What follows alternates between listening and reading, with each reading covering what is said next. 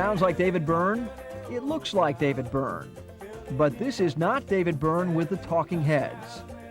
This is David Byrne and his all-star collection of Latin musicians called Rei Momo, Portuguese for Carnival King. He's put the Talking Heads and his rock career on hold to pursue his passion for Latin music, composing and playing everything from cha-chas to mambos. Defying the critics, the record companies, and radio programmers, David Byrne is again stretching the boundaries of pop music. He's picked up the world beat and is on a musical mission heading south. Eventually, if I start to like one thing a lot, I start to wonder, well, where's that from? Where can I get more of that? If it's pleasurable, you want more of it. So it really comes down to what kind of getting a bigger taste of something that gives you pleasure.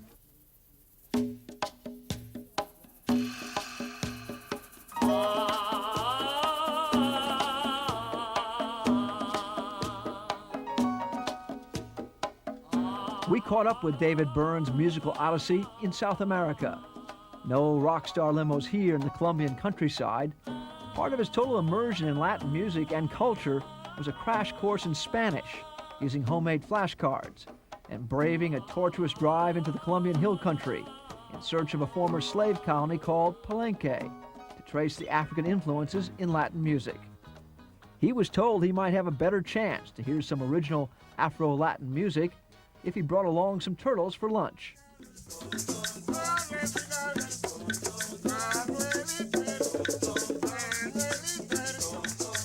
Homemade instruments, rhythms, and Bantu people came from the Congo and are more African than South American. They are descendants of a 19th century slave family who escaped the Spanish slave market in Cartagena to set up a free African community where much of their language and traditions have survived. David Byrne came here to learn more about the African connection to Latin music and his own. I mean, you hear a lot of African groups that have grew up listening to whatever, reggae, or grew up listening to Cuban music. They're certainly aware of rock and roll. They have their own traditions.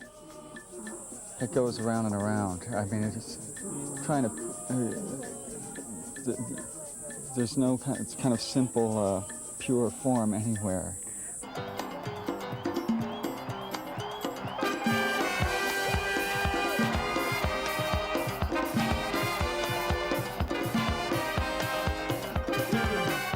Next up on David Byrne's musical odyssey, a bull ring in Cartagena, which every March becomes a melting pot of hot Latin music, Caribbean people, and straight rum.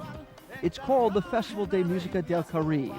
For 4 days, David Byrne scouted this dusk-to-dawn, no-holds-barred celebration of music in search of musicians, ideas, and inspiration for his Latin tour.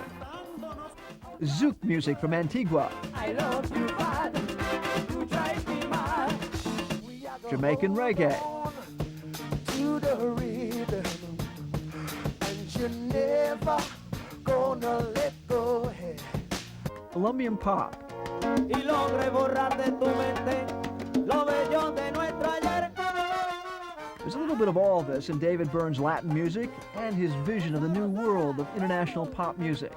I hope that there'll be more, I guess you call it pluralism, that there'll be the possibility of all these different kinds of music coexisting, and that Western pop music will just be one of a large variety. It'll be the ethnic music of Western Europe and the United States.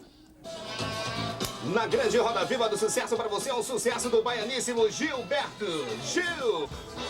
Gilberto Gil and other top Brazilian singers are featured on 2 Brazilian compilation albums produced by David Byrne, the record producer.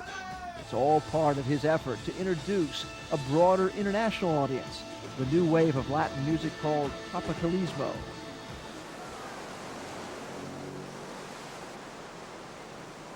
From Rio to Buenos Aires on his musical odyssey through South America, David Byrne's most daring experiment was performing his stylized Latin music audiences, often singing in Spanish and Portuguese.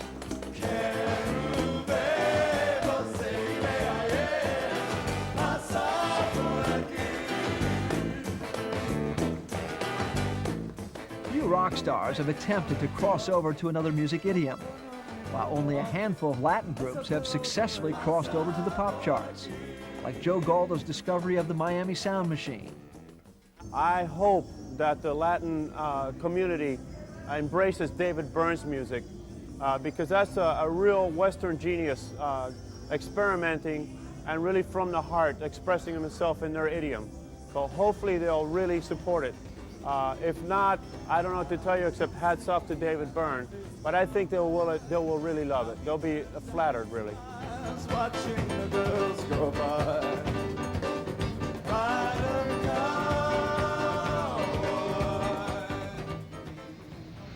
For the better part of a year and at his own expense, David Byrne has been touring the world with his Latin review, refining the salsas, sambas, and merengues that make up his Ray Momo show.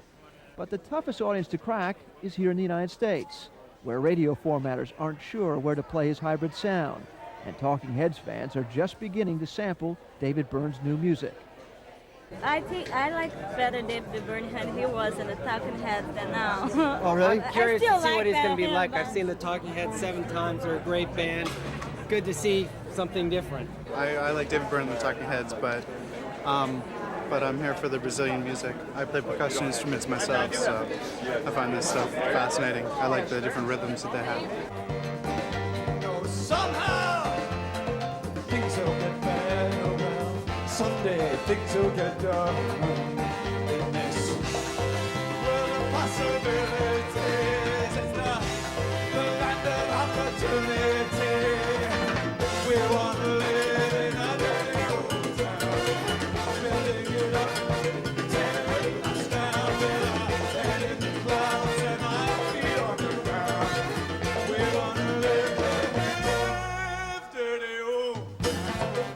To make it easier for Americans to understand and appreciate, David Byrne has added English lyrics to the classic Latin rhythms. Backed by a fiery horn section and relentless percussionists culled from the top Cuban, Brazilian, and Puerto Rican bands, David Byrne's unabashed enthusiasm for performing live is as engaging as his musical experiment. The audiences for the live concerts were very receptive. I think once you hear it live especially, you realize that it has just as much of the vibrancy and excitement as rock and roll. It's easy to enjoy.